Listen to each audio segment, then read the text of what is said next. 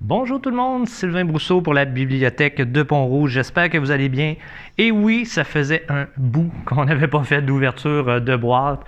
Il est arrivé beaucoup de choses la fin d'année, beaucoup d'activités, la reprise de tout ça. Donc, on a été très occupés. Mais on trouvait ça important qu'en 2023, on reprenne ça parce qu'on sait que c'était très apprécié. Alors, vous allez voir, dans le fond, on s'est acheté une belle petite caisse comme ça au lieu d'avoir les boîtes de carton. Donc, on va essayer de reprendre. Sincèrement, là, ça prend un petit peu de temps à faire tout ça, sauf qu'on sait que c'est apprécié. Donc, voilà. On commence tout de suite, si vous voulez bien, avec le côté adulte. Donc, on va y aller avec une bande dessinée adulte ici, Le Monde sans fin. Donc, aux éditions d'Argo.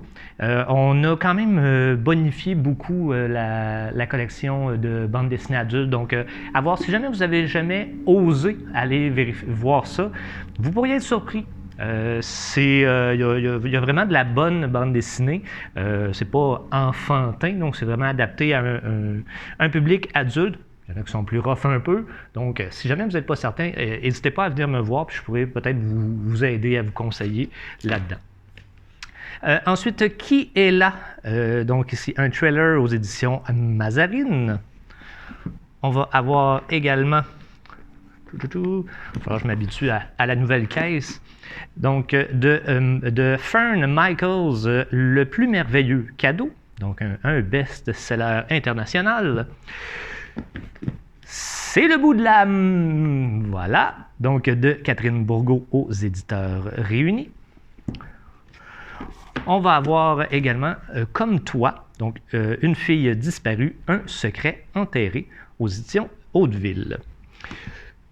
Finalement, du côté des documentaires adultes, on aura ici de Marcia Pilote, Ce qui rend ma vie belle, aux éditions Béliveau.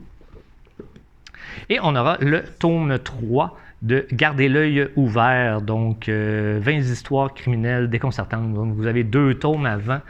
J'ai pas les deux. J'ai pas le descriptif des 2 autres, là, mais vous avez les 3 ici que vous allez pouvoir lire aux éditions de l'Homme. Du côté jeunesse, maintenant, on va aller ici avec ces 2-là. Donc, For Fight. Petite inspiration Fortnite, là, mais bon. Le tome 2 et le tome 3. Donc, on avait déjà le tome 1 de Karine Paquin. Donc, si vos enfants aiment l'univers de Fortnite, ça peut être une lecture vers laquelle vous pouvez les diriger. Ils vont se retrouver, ils vont dire « Ah, mais c'est pas vraiment Fortnite. » Oui, mais c'est dans un univers quand même similaire. Donc, on peut essayer de les raccrocher à ça. On va voir ici Ella, le tome 7, L'étrange manoir. On va voir Juliane et Jazz, le tome 4 de Chantal d'amour aux éditeurs réunis. Ici, le tome 1, donc série un peu plus fantastique, mais qui est québécoise, donc chez Victor et Anaïs, L'héritier du roi Arthur, donc le tome 1. On est dans le roman jeune adulte à ce moment-là, donc ça va être du côté adulte, près des tables de travail, mais vous allez avoir ça également. Du côté jeunesse, on continue ici avec L'Ordre du Cygne, le tome 1. Je sais qu'on a le 2 et le 3 donc, qui s'en viennent, qui sont en préparation, donc à surveiller. Encore là, histoire de cap et d'épée, donc les chevaliers de Camelote, Camelote. Est-ce qu'il y a un peu d'humour là-dedans, peut-être? Je ne sais pas, mais du moins, moi, il attire mon œil. On va avoir également Le Trône des 7 îles. Donc, vous voyez qu'on a été chercher quelques trucs de cap et épée. Il n'y en avait pas énormément dernièrement qui étaient sortis. Donc, on a été chercher ce qui passait. On va avoir, désolé pour le bruit, Anna sur Insta, le tome 2, Le bal des glaces.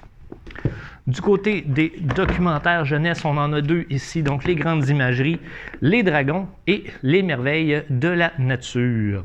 Donc de très beaux documentaires jeunesse. On va avoir une bande dessinée ici, La vie compliquée de Léa Olivier, excusez-moi, le tome 11, donc Rival. Et on va terminer avec 4 petits albums ici, donc sur la trace des nombres, sur la trace des formes, des couleurs et des contraires. Et à l'intérieur, dans le fond, ce sont des petites portes que vous pouvez ouvrir. Donc, on vous demande quand même de faire attention, s'il vous plaît, pour pas trop pas les briser, si possible. Si jamais vous constatez qu'il y a des choses qui sont brisées, s'il vous plaît, avisez-nous. Parce qu'on peut souvent les réparer, des problèmes comme ça.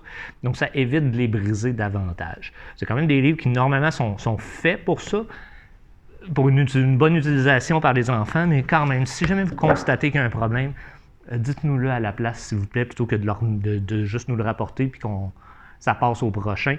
On a tout ce qu'il faut pour les réparer dans ce temps-là. Donc, ça nous aiderait grandement. Alors, c'est ce qui complète notre ouverture de boîte pour cette semaine, donc un peu de tout. Comme je vous dis, on va essayer de reprendre ça de façon régulière. Je vous rappelle que ce vendredi, journée pédagogique, donc journée Mario Kart Live. Donc, c'est le jeu Mario Kart, mais avec une vraie voiture téléguidée qui a une caméra embarquée à l'intérieur. Si vous cherchez sur Internet, là, vous allez voir ce que c'est. Mario Kart Live Home Circuit. Donc, vous allez voir, et la personne qui va gagner le tournoi, donc qui aura le meilleur temps sur notre piste qu'on va créer nous-mêmes, à ce moment-là, va repartir avec la ceinture de champion pour une semaine et pourra avoir son nom sur le mur des champions. Donc, surveillez Facebook pour la suite des choses. Comme je vous dis, ouverture de boîte qu'on va essayer de remettre à l'avant-plan.